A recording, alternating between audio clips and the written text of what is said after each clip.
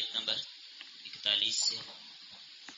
اعوذ باللہ من الشیطان الرجیم، بسم اللہ الرحمن الرحیم۔ واذکر فی الکتاب ابراہیم، اور ذکر کیجئے کتاب میں ابراہیم علیہ السلام کا۔ کتاب سے مراد قرآن مجید ہے۔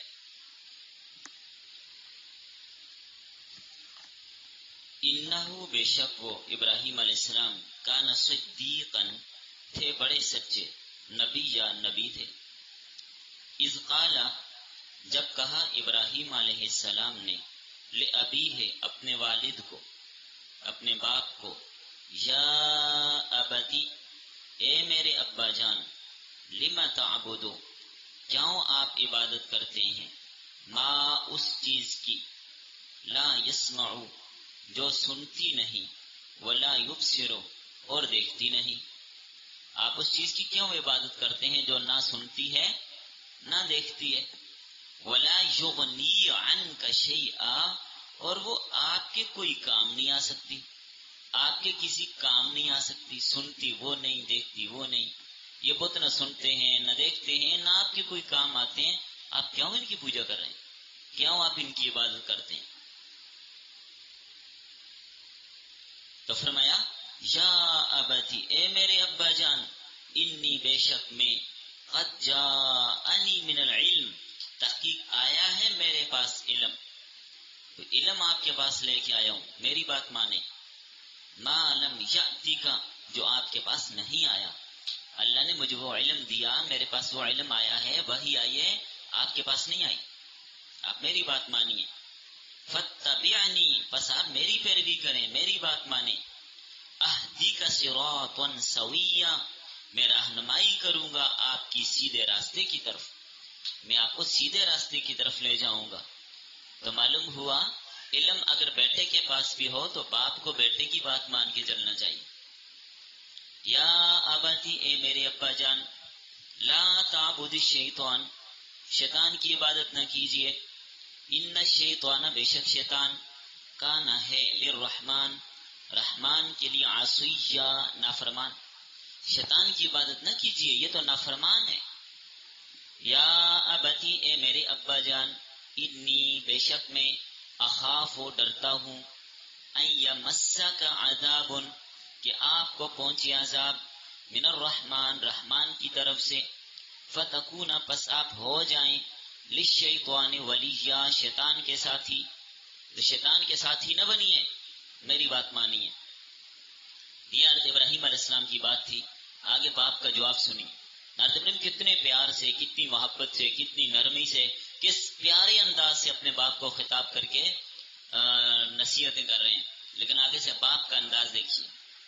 قالا یہ قالا کا فاعل آزر ہے، باپ نے کہا اراغب کیا اعراض کرتا ہے تو، انت تو، عن آلہتی میرے معبودوں سے، میرے خداؤں سے منہ موڑتے ہے تو۔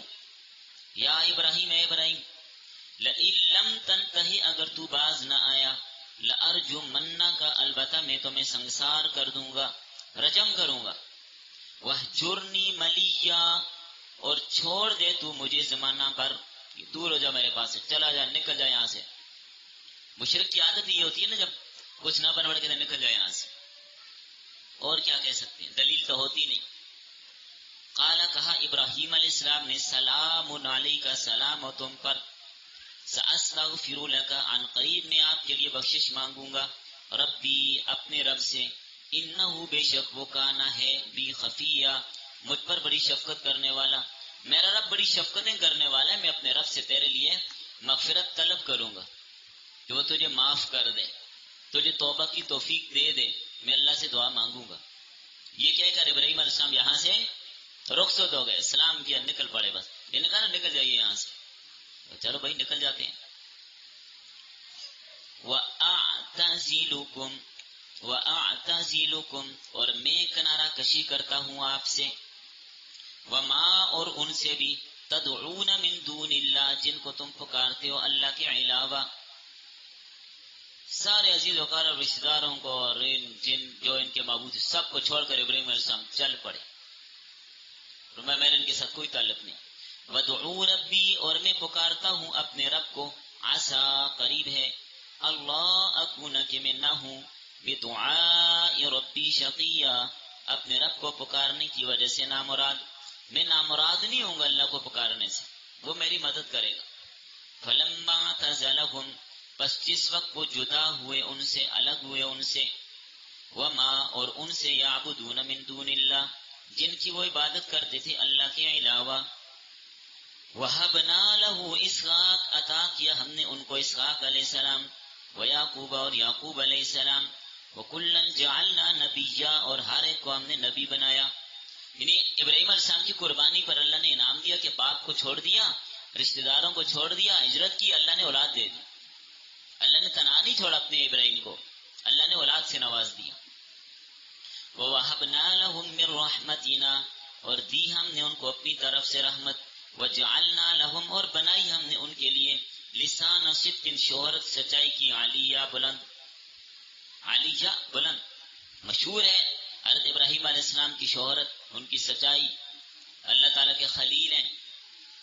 اللہ تعالیٰ نے جیسے پکارا ابراہیم علیہ السلام نے لبیک کہا، یہاں تک کہ اللہ نے کہا بیٹا ذبح کرتے ہوئے دکھائی دیا، وہ کام بھی کر گزرے، تو اس لیے ان کو خلیل کہا گیا۔ جی لکھیے آیت نمبر 50 تک ہم نے پڑھا۔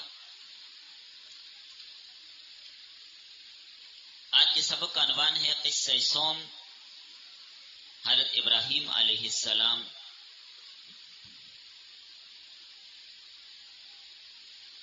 سبق کا ربط، پہلے حضرت زکریا علیہ السلام کا قصہ بیان ہوا، حضرت یحییٰ، حضرت عیسیٰ اور حضرت مریم کا تذکرہ بیان ہوا، ابھی حضرت ابراہیم علیہ السلام کا ذکر کیا جا رہا ہے، اور ضمناً حضرت یعقوب اور اسحاق علیہ السلام کا ذکر بھی سبق کے آخر میں ہوگا۔ تو یہ اس سورت کا تیسرا قصہ ہے جس میں حضرت ابراہیم علیہ السلام کی خدا پرستی کا ذکر ہے، بتوں سے نفرت کا ذکر ہے، شرک سے نفرت کا ذکر ہے، شرک سے بیزاری کا ذکر ہے، اور کس طرح باپ کو شرک سے منع کیا اور توحید کی طرف بلایا اور شرک کے بطلان کو بیان کیا، چند الفاظ میں زبردست انداز سے بیان کیا۔ باپ کے ادب اور احترام کو بھی ملحوظ رکھا۔ آپ نے حضرت ابراہیم علیہ السلام کا واز پڑھ لی نا، کس انداز سے باپ کو یا ابتی یا ابتی یا ابتی، اے پیارے ابا جان، کیسے خطاب کر کے سمجھا رہے ہیں۔ پھر اللہ کی رضا کے لیے باپ کو بھی چھوڑا، وطن کو بھی چھوڑا، قبیلے کو بھی چھوڑا، رشتہ داروں کو بھی چھوڑا، ہجرت کر دی۔ اللہ نے ان کے درجات کو بلند کیا اور نیک صالح اولاد سے نوازا۔ بعد میں لکھا ہے کہ آدم علیہ السلام سے لے کر ابراہیم علیہ السلام تک کا زمانہ کافی طویل زمانہ ہے، کسی نے 2000 سال لکھے، کسی نے کچھ، کسی نے کچھ، اور نوح علیہ السلام کے بعد تقریباً 1700 کے لگ بھگ کا زمانہ گزرے، سے زیادہ بھی ہو سکتے ہیں، بعد نے 1000 بھی لکھا۔ بہرحال یہ سارے تاریخی اقوال ہیں۔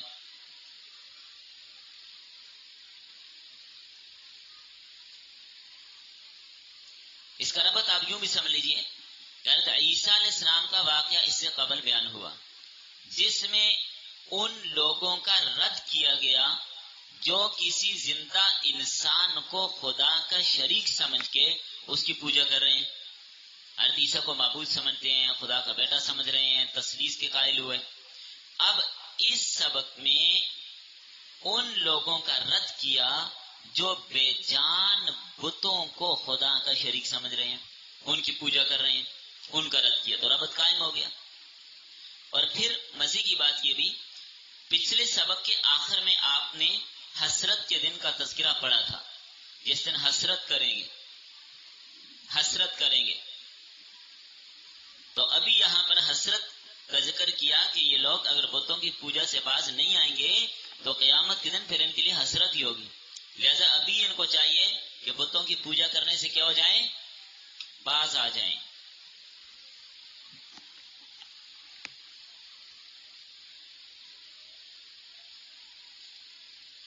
تو حضرت ابراہیم علیہ السلام ہے، توجہ آپ کی بات کو سمجھیے، حضرت ابراہیم علیہ السلام کے تذکرے کا مقصد کیا ہے؟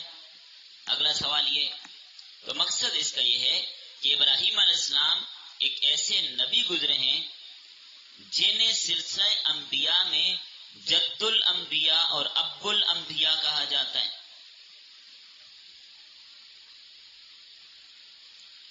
اور سبھی فرقے اپنی نسبت ابراہیم علیہ السلام کی طرف کرتے ہیں کہ ہم ابراہیمی ہیں. یہودی کہتے تھے ہم ابراہیمی ہیں، عیسائی کہتے تھے ہم ابراہیمی ہیں، مشرکین مکہ کہتے تھے ہم ابراہیمی ہیں، ہم ان کی اولاد میں سے ہیں. تو ہر ایک اس کا تذکرہ کرتا تھا. تو اللہ تعالیٰ نے بتا دیا کہ ابراہیمی کون ہے. ابراہیمی وہ ہوگا جو ابراہیم کے طریقے پر چلے. تو ابراہیم علیہ السلام مشرک تو نہیں تھے. وما کان من المشرکین، وہ مشرکین میں سے نہیں تھے. ابراہیم علیہ السلام کے 2 بیٹے تھے جن کا ذکر قرآن کریم میں کیا گیا.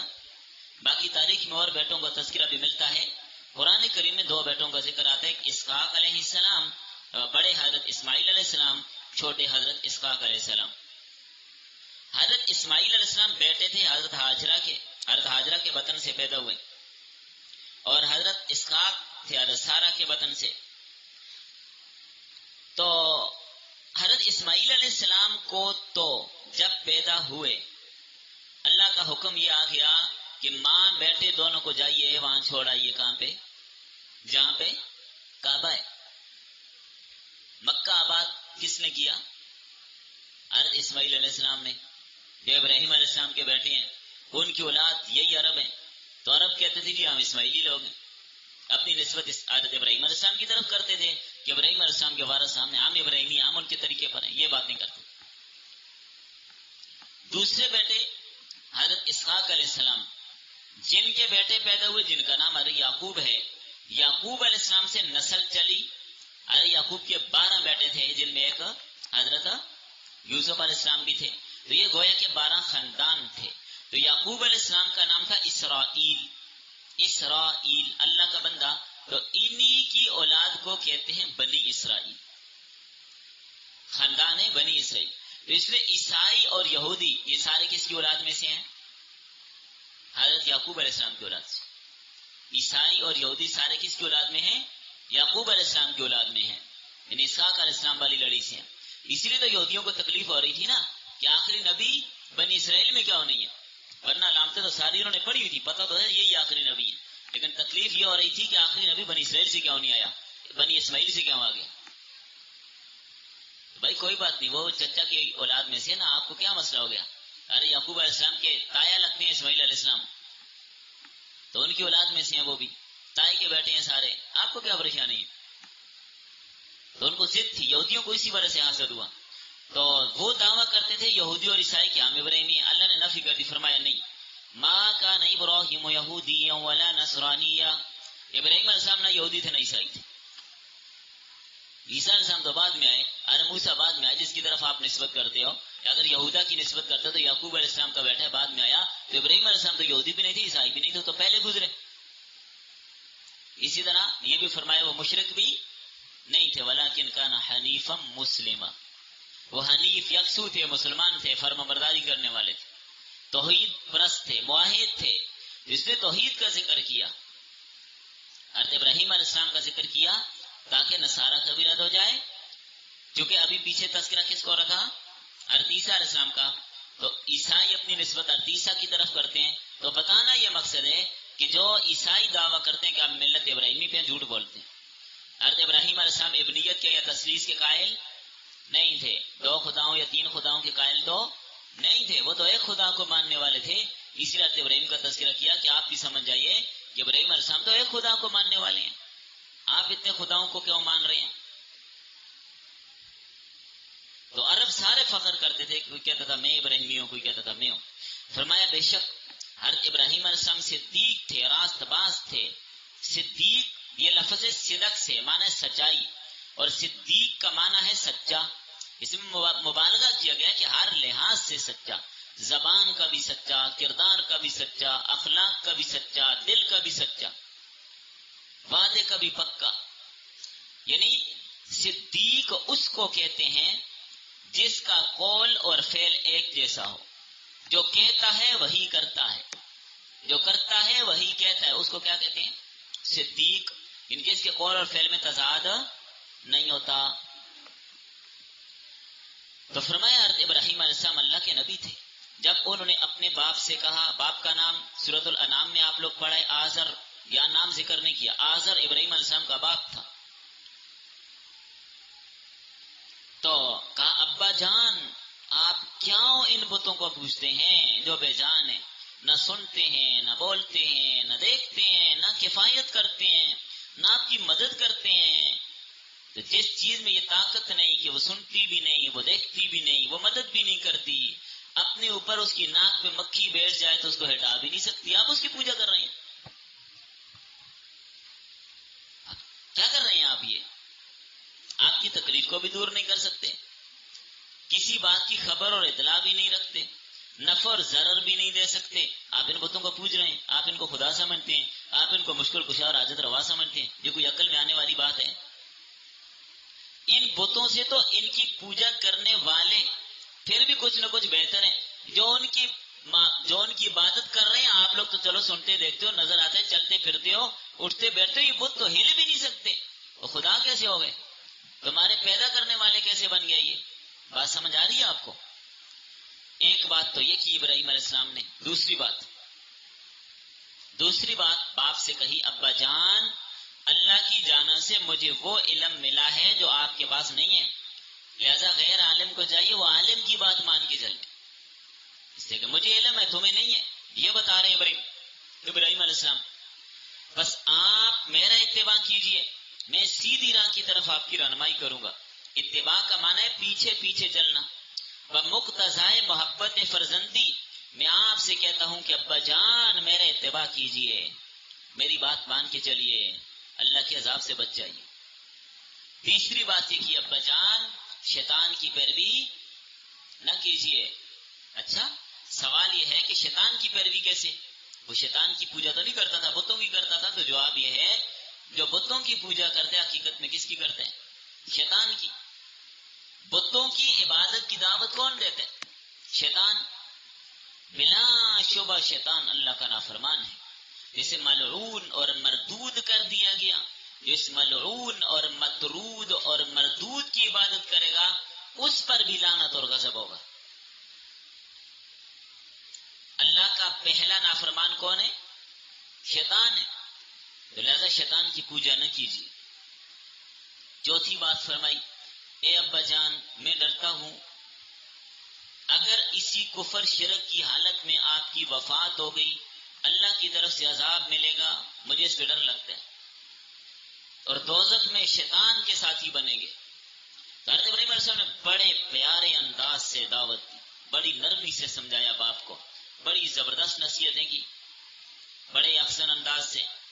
باپ نے آگے سے کیا کیا؟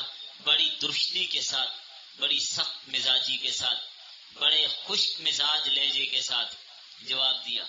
کیا لگا اے ابراہیم میرے معبودوں سے منحرف ہو گیا؟ سن، اگر باز نہ آیا میں تجھے سنگسار کر دوں گا، یہ پتھر مار مار کے ختم کر دوں گا. اور پھر کہنے لگا مدت دراز کے لیے میرے پاس سے دور ہو جا، نکل جا یہاں سے. تو مدت دراز سے مراد ہمیشہ کے لیے نکل جا یہاں سے، آئندہ میں تمہیں نہ دیکھوں، نکل جا میرے پاس سے. ابراہیم علیہ السلام نے کہا جی کوئی بات نہیں، چلے جاتے ہیں. آگ میں بھی ڈالا گیا ابراہیم علیہ السلام کو، بت بھی توڑے ان کے، بڑا سمجھایا یہ باز نہ آئے. ابراہیم علیہ السلام وطن چھوڑ گئے. لیجئے جاتا ہوں، السلام علیکم. حضرت ابراہیم کا یہ سلام تحیہ نہیں تھا، بلکہ دعا کے طور پر کہ میں تمہارے لیے دعائیں کرتا رہوں گا، اللہ سے تمہاری توبہ کی توفیق مانگتا رہوں گا کہ اللہ تمہیں ہدایت دے دے، مغفرت طلب کرتا رہوں گا. بلا شبہ وہ بڑا مہربان ہے. تو مطلب یہ ہے کہ میں آپ سے جدا ہو رہا ہوں، جا رہا ہوں، لیکن آپ کے لیے دعائیں کرتا رہوں گا. کیسا فرما بردار بیٹا ہے. باپ کو دیکھیے بتوں کی پوجا بھی کر رہے، بت بنا کے بیچ بھی رہے. اور بعض مفسرین نے تو لکھا ہے کہ یہ ان کا وزیر مذہبی امور تھا. ابراہیم علیہ السلام کا باپ وزیر مذہبی امور تھا. یہ عبادت خانے اور بتوں کی نگرانی اور دیکھ بھال اس کی ذمہ داری تھی. تو اسی کے گھر میں اللہ نے بت توڑنے والا پیدا کیا. یہاں پر اعتراض یہ ہوتا ہے کیا مشرک کے لیے مغفرت کی دعا جائز ہے؟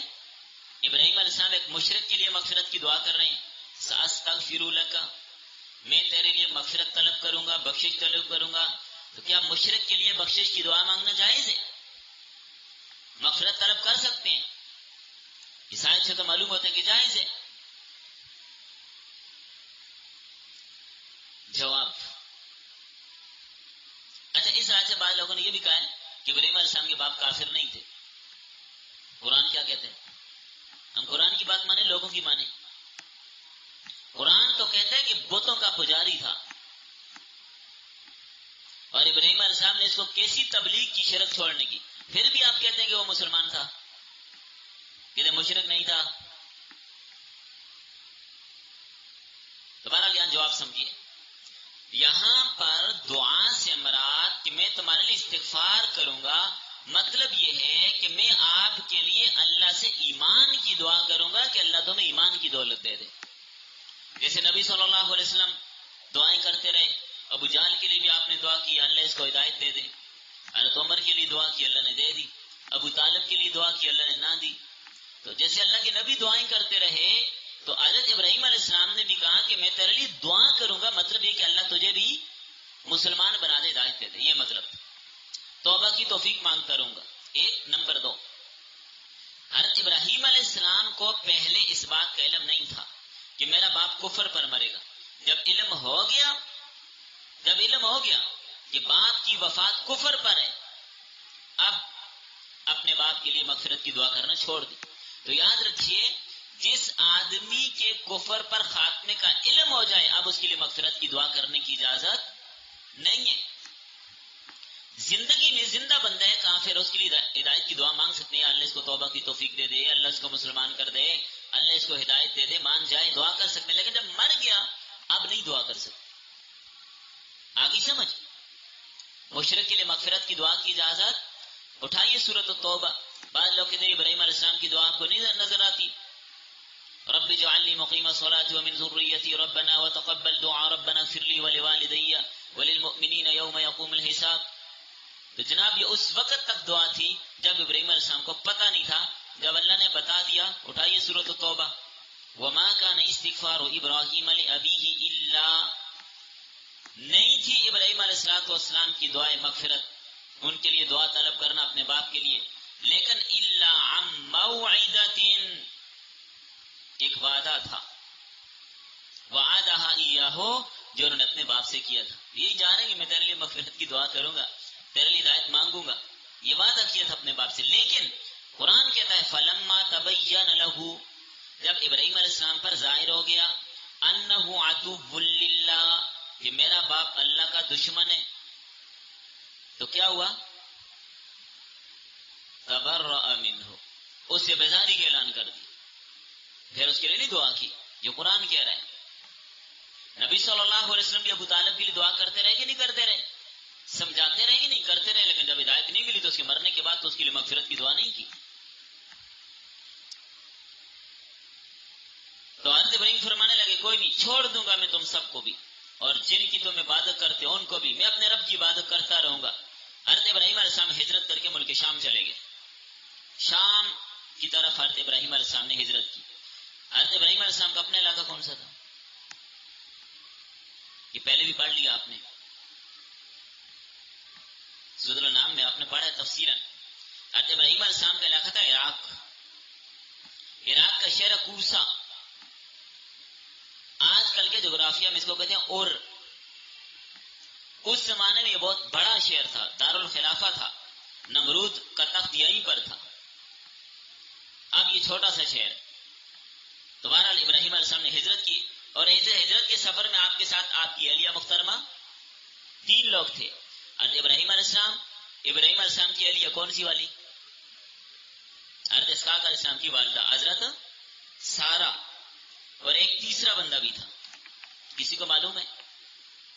پڑھ لیا پہلے، یہ 2-3 مقامات پر یہ بات ہم نے پہلے پڑھ لی۔ تیسرا بندہ کون تھا؟ حضرت لوط علیہ السلام، جی تیسرے حضرت لوط علیہ السلام تھے، شاباش۔ تو لوط علیہ السلام کو راستے میں سدوم کے علاقے میں، ان کو جو آج کل جس کو بحر میت کہتے ہیں، اردن کے پاس ہی ہے، تو یہاں پر ہی ان کو چھوڑ دیا، ان کو نبوت یہاں مل گئی، یہاں کے لیے ان کو نبی بنا دیا، یہ آگے چلے گئے شام میں۔ تو راستے میں وہ واقعہ بھی پیش آیا تھا بادشاہ والا، جو مصر کا بادشاہ جو تھا، وہ اگر کسی کے ساتھ کوئی لڑکی ہوتی اس کو روک لیتا، تو حضرت حاجرہ کو جب حضرت سارہ کو جب دیکھے انتہائی حسین و جمیل تھی تو اس کے کاستوں نے روک لیا، تو بادشاہ کے پاس لے گئے، تو ابراہیم علیہ السلام نے کہا یہ میری بہن ہے، مراد یہ تھی کہ میری دینی بہن ہے، تو اس نے ان کو ہاتھ لگانا چاہا تو زمین میں دھنس کیا، اندھا ہو گیا، پھر دعا کے لیے کہا، بارہ لمبا چوڑا واقعہ وہ پہلے تفصیل سے گزر چکا ہے۔ تو پھر جاتے وقت اس نے کیا کیا، اس کی بیٹی تھی ہاجرہ، بادشاہ کی بیٹی تھی، یہ عام طور پر یہ بھی کہا جاتا ہے کہ اس کی خادمہ تھی، لیکن صحیح بات اس میں یہ نظر آتی ہے کہ شہزادی تھی، بادشاہ کی بیٹی تھی حضرت ہاجرہ۔ تو حضرت ہاجرہ ابراہیم علیہ السلام کو دے دی کہ آپ کو یہ اللہ کے نیک بندے نظر آتے ہیں، بڑے آدمی ہیں، لہذا میری جان بخشی ہو جائے تو میں آپ کو یہ دے دیتا ہوں۔ تو خادمہ کے طور پر ہاجرہ دے دی حضرت سارہ کو، تو پھر حضرت سارہ نے حضرت ہاجرہ کے ساتھ حضرت ابراہیم علیہ السلام کی شادی کروا دی تھی، تو حضرت ہاجرہ سے پیدا ہوئے تھے حضرت اسماعیل علیہ السلام۔ یہ واقعہ تفصیلاً پہلے آپ نے سنا ہوا ہے، صرف میں نے آپ کو اشارہ دے دیا تاکہ پورا واقعہ دوبارہ ذہن میں لوٹ آئے۔ فرمایا ہم نے حضرت اسحاق علیہ السلام جیسا بیٹا دیا، یعقوب جیسا پوتا دیا۔ تو یہ اسحاق بیٹے ہیں حضرت سارہ کے، یہ اسماعیل علیہ السلام کے بعد ہوئے۔ اصل میں حضرت سارہ کی اولاد نہیں ہو رہی تھی تو انہوں نے شادی کروا دی حضرت ہاجرہ کے ساتھ بھی، ادھر سے اسماعیل علیہ السلام ہو گئے، حضرت سارہ کی اولاد پھر بھی نہیں ہوئی، لیکن پھر اللہ کی طرف سے خوشخبری آ گئی۔ کس موقع پر آئی تھی خوشخبری؟ جب فرشتے لوط علیہ السلام کی قوم پہ عذاب لے کر آئے تھے تو ادھر حضرت ابراہیم علیہ السلام کو اسحاق کی خوشخبری دینے کے لیے بھی آئے تھے، تو بچڑا بھون کے لایا تھا، کھا نہیں رہے تھے، واقعہ یاد آ گیا آپ کو۔ چلیں،